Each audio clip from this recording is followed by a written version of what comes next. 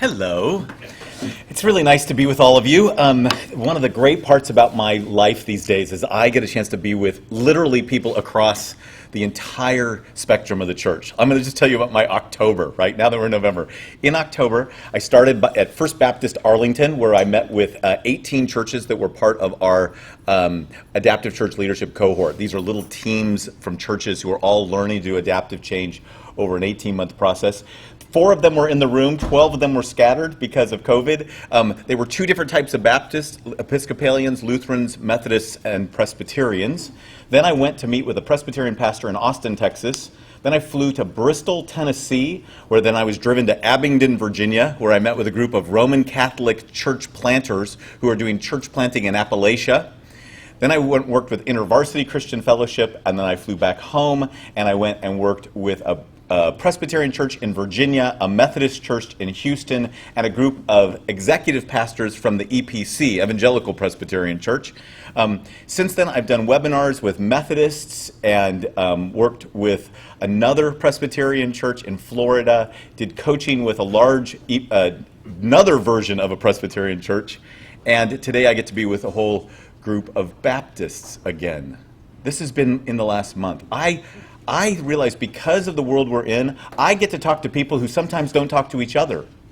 And that I get to actually, because the common experience we're all having is trying to figure out how to lead in a time like this. And so what we're going to do today is basically talk this morning mostly about the world we're in and the leadership needed. And then this afternoon after lunch, we're going to talk about the formation needed to be able to lead in a time like this. And so we're going to take us through the process. I'm going to do some content from up front. I'm going to have you do some things around tables. We'll have some conversation back and forth. I just want you to know that if you're sitting next to people that you're not sure you actually really want to talk to, now's a good time to get some refreshments and sit somewhere else, because it's just going to get awkward later. And But I do want us to basically have as much of this as conversation as possible. One last thing. I'm going to give you all the slides, including the ones that I don't cover. Because wherever the conversation goes, I'm going to go with it, because I think sometimes the most important thing is what's happening in the room as opposed to what I planned. I'm a Presbyterian. I tend to believe that was preordained from the beginning of time. And so I want you to know that I try to pay attention to those realities as we go. Okay? So here's the first thing. I want to start with a definition of leadership and kind of take you from here. Ronald Heifetz says, leadership is disappointing your own people at a rate they can absorb. And what this reminds me of is this is why leadership is the hard part. None of us got into this because we thought we would disappoint people. We're sitting here in this room because we wanted to introduce the people we love to the God we love, and we thought we'd mostly get to do that by introducing them to the scriptures that we love, or inviting them into a community of church that we love. And we thought, what's not to love about that? Until we start actually leading. One of the ways to think about leadership is, and why leadership is so hard to think about, is it's really hard to come up with a biblical understanding of leadership. It's hard to come up with one biblical version. I serve at Fuller Seminary, and our longtime Old Testament professor once said to me, I'm not sure why we even teach leadership at a seminary, which is a nice thing to know when you teach leadership at a seminary. And he said, because basically I think in the Old Testament you basically have this. Here's the theology of leadership. When God's leading, things are okay. When humans lead, usually not. So how do we then think biblically about leadership? Well, here's the way I do. I start with a different category, right? I start with a different category. And the category that I start with is a deeply biblical category. It's the category of management. Except that in the Bible it's not called management, it's usually called stewardship. You see, management or stewardship is when you take care of the things that are entrusted to your care, and you handle them faithfully and then hand them on to other people to care for. The scriptures talk about this a lot, to being good stewards of creation, of the land, of the law, of the mysteries of God. These things that you have learned entrust to faithful people who can teach them to others also, we read in Paul's writings. So management or stewardship is a category we're all used to, and when we're good at taking care of the things entrusted to our care, people thank us. So when I was a senior pastor for 17 years, I used to, on occasion, because these things happen, I would have to find a new youth leader, right? The youth minister moves on, got to find a new youth leader. What I realize now is I was really looking for a youth manager. You take 10 kids to camp, you got to bring 10 kids home. 90% is not an A, right? It's really important that you take care of these kids who are entrusted to your care. And I learned this myself when I took a group of kids to Half Dome. So 12 years in a row, I took a group of high school students to the top of Half Dome in Yosemite National Park. We would stay at the camp we were staying outside of the park. We'd get up at 4 in the morning. We'd drive to Glacier Point. We would hike 9 miles uphill, and we would end up in the early afternoon at the top of Half Dome. Anybody done this hike up to the top of Half Dome? It's a bucket list hike. If you're a hiker, you've got to find a way to do it sometime. And I would take this group of kids up, and what I discovered the very first year I did it is if you do this in August, there's a whole group of kids who have been spent their whole summer preparing for fall sports. You know, the swim team, the wrestling team, the football team, the cross-country team. They're in great shape. The rest of us mere mortals are not doing quite so well that day. So after 9 miles of going uphill, you finally come to this place where there's a set of cables on the side of the mountain. And you got to literally pull yourself up 300 yards of up a granite side of a mountain on the set of cables. Well, by the time we got to the cables, the kids on the cross-country and swim team, they'd been there for like 45 minutes. And you don't want to let high school students sit on the side of a cliff for 45 minutes without anything to do. So finally, one of them looked at me named Eric, and he said, Pastor Todd, would it be okay if those of us who've been here a while just go up to the top? We'll find the place to have a picnic. I mean, it's huge up there. And then when everybody else gets up there, then we'll open the lunch. We won't eat until you get there, and then we'll take a picture. Is that okay? And I said, sure, go on up. So they went up, they found us a place, and 45 minutes later, I come up with the last of the stragglers. And when I get up there, Eric is sitting right out there on that little tippy tip, with his feet dangling 3,000 feet in the air. He's just having this moment of prayer and praise to Jesus. And I grab him and I pull him back and I look at him and go, Eric, you don't understand. If you fall off, you will see Jesus. I will see your mother. That is way worse for me, right? Because if somebody has been entrusted to your care, you've got to take good care of them. Management, stewardship, it's at the center of what it means to be faithful. It's what we're all entrusted with. Every one of you in this room have been entrusted with things to your care. Leadership is where you take people where they need to go, where they want to go, where they sometimes called you and invited you to lead them to go, and then they resist going. What makes leadership hard isn't the challenges of the world around us. What makes leadership hard is we have to lead the very people who asked us to lead them often resist our leadership. And yet we are still called to lead them. So especially in a time of deep disruption and great change, this can become overwhelming to us. I don't know if you know the name David White. He's a poet. David White was in the middle of his own vocational crisis. He was running a nonprofit. Here's a guy who had the heart of a poet who started in corporate America. He thought what would be good was for him to move from corporate America to run a nonprofit. And as he was running the nonprofit, he realized he still had a bit of a crisis. He really wanted to be a poet. So he went on a silent retreat, a private retreat, with a monk named Brother David Steindl-Rast. So Poet David and Brother David are sitting in a cabin together. And when they're in this cabin together one evening, Poet David looks at Brother David and says, Brother David? He says, yes. He says, tell me about exhaustion. He says, you know that the antidote to exhaustion is not necessarily rest. What is it then? The antidote to exhaustion is wholeheartedness. The antidote to exhaustion is wholeheartedness. He said, you're so tired through and through because you're only half here, and half here will kill you after a while. You need something to which you can give your full powers. You must do something heartfelt, and you must do it soon. I think this is the moment for almost every church leader that I know today. I'm working with 60 churches across the country in cohorts or in coaching or in consulting. I've spent time speaking during COVID, I spoke 170 times by Zoom. Over the last 5 years before COVID, I traveled 100,000 miles, speaking to literally churches all over the country and in 4 other countries. And this moment must be one of the most challenging moments you can imagine. As somebody said, look, we're not just in a crisis, we're in 3 crises all at the same time. We're in 1918, 1929, and 1968 all at the same time. We're in a health crisis, we're in an economic crisis, we're in a crisis of social injustice, and we're not sure how to respond to all of them. And that's led to a political crisis and division even within our own congregations. If anybody tells you that they have a playbook for this day, they're lying. Nobody has ever led through this before. No church person has ever led through this before. This may not be the worst moment in history. I mean, the Black Plague was really bad. But nobody living today could tell you exactly what to do. It requires us to have a different kind of leadership for a moment like this.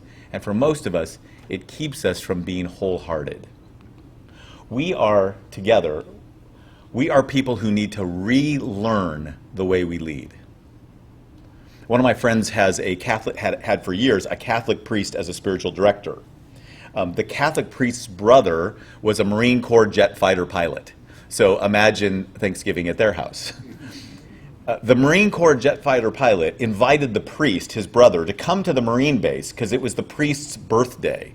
And he said, for your birthday, I got special permission for you to get to see what I do for a living every day. You get to sit in a flight simulator. For some of us, this could be the coolest birthday present you could imagine, like getting to pretend you're a jet fighter pilot for just a few minutes.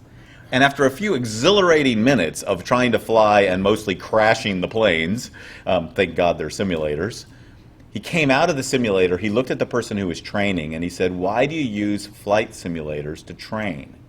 And the answer was, because at the moment of crisis, you do not rise to the occasion, you default to your training.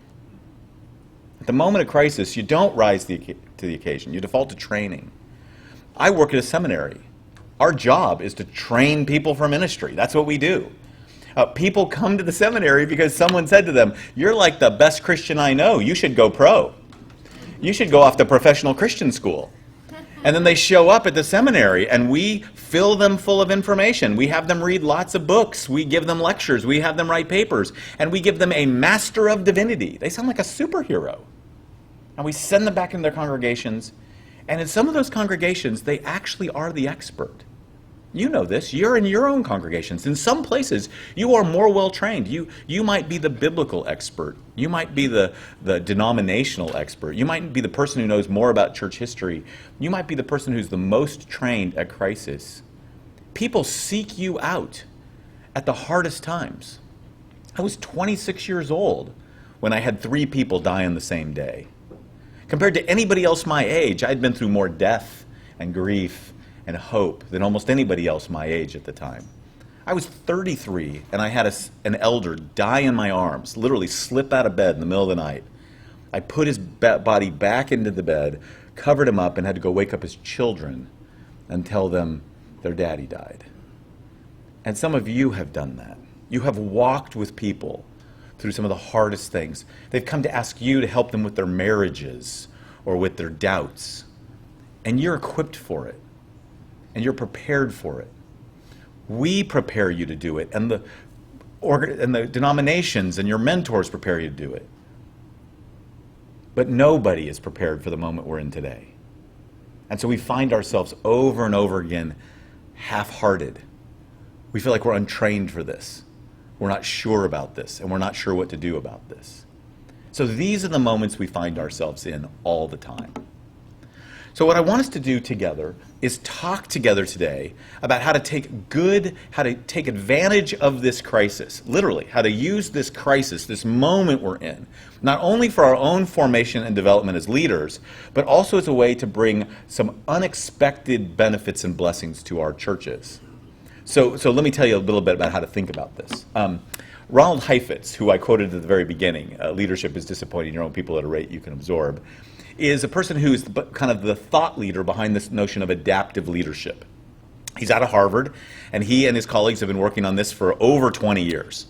And they have thought about this way of thinking about this. In 2009, Ronald Heifetz and his colleagues wrote an article called Leadership in a Permanent Crisis. They wrote it for the Harvard Business Review, and here's why. They said, we're in 2009. We are less than 1 decade into this 21st century, and we've already had 2 major crises. We had 9/11, and we had the 2008 economic crisis. Can you imagine being in a century that might have 2 crises in a decade? He had no idea 2020 was coming, did he? But what he said was basically this: there's a way of approaching crises that actually you can move from surviving to thriving if the leaders are aware of what to do in that moment. He said, so here's the way you have to think about it.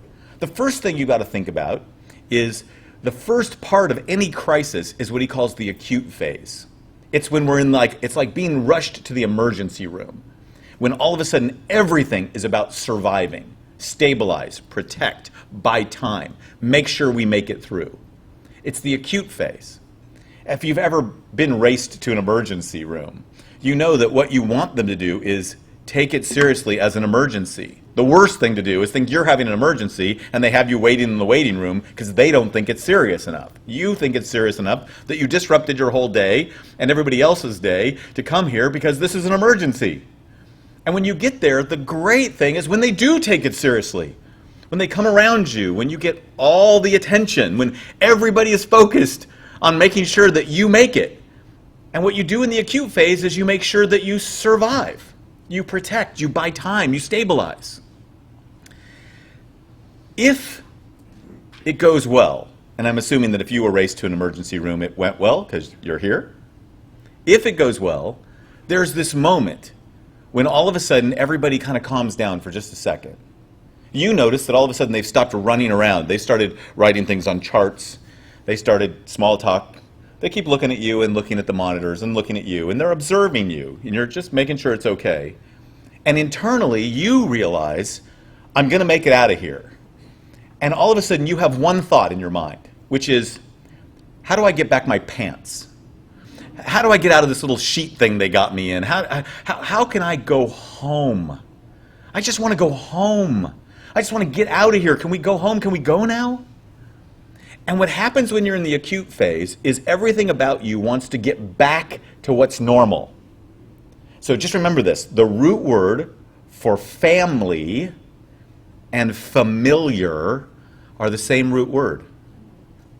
Which means when you're in an unfamiliar moment, in an unfamiliar place, you don't just feel disoriented, you feel unfamilied. You feel abandoned. You feel orphaned. You just want to run home to mama. And what most of us happen when we go through a crisis is all we want to do is survive and go back, get home. Heifetz and his colleagues said there's a moment here for leaders. If you can be the person in the room who recognizes that there's another phase, you can take advantage of this crisis to go from surviving to thriving. And it's this: you have to recognize that the second phase is what he calls the adaptive phase. The adaptive phase is where you step back a bit and you ask, so what are the underlying issues that got us here? What are the things that put us in this circumstance? What's been revealed through this crisis that we didn't see before? So my father is 79 years old. He has a number of the underlying conditions that make COVID really dangerous. In my family, we had to be really aware that my dad had a bad heart, that he has diabetes, he has neuropathy. I mean, the wrong DoorDash delivery guy shows up at his door without a mask, and it could have been terrible for my dad. So all throughout COVID, all we did is did everything we could to keep him safe. I'd call him, and my stepmom and my sister would be like, they'd be there, and my brother would be there, and they'd be like, hey, don't worry, we're keeping him safe. And he'd say, don't worry, Todd, I'm in my cave. I'm not talking to anybody, I'm in my cave. And I'd be like, great, he survived. But now we're coming out of it, and we're having this conversation with my dad. You know your heart that you didn't want to attend to. Your diabetes that you didn't want to attend to. Your neuropathy that's probably so far there's nothing to do about it. Dad, we don't want you just to survive, we want you to thrive. What I believe about COVID is that it revealed the realities. It's apocalyptic. It's like the book of Revelation, apocalypsis. It revealed what was there. So here's the question I want you to think about. If you take a step back in the middle of this crisis, You look at your own congregation. What are the underlying issues that you've seen there? They were probably there before, right? They just got amped up. They got exacerbated. They became real. Heifetz says this is a moment where you can actually hit the organizational reset button. You can learn to name them and navigate them by attending to those underlying issues. So here's the first thing I want you to do around tables, is I want you to pay attention to this reality. You survive the acute stage through relationships, through wise relational support. You come together, you care for each other. You thrive in the adaptive stage through developing a capacity to learn, to face losses, hard choices, and address underlying issues that have kept the congregation or the organization from moving forward. So here's the question then. What underlying conditions are being revealed in your congregation? And I'm going to give you just a few minutes around the tables.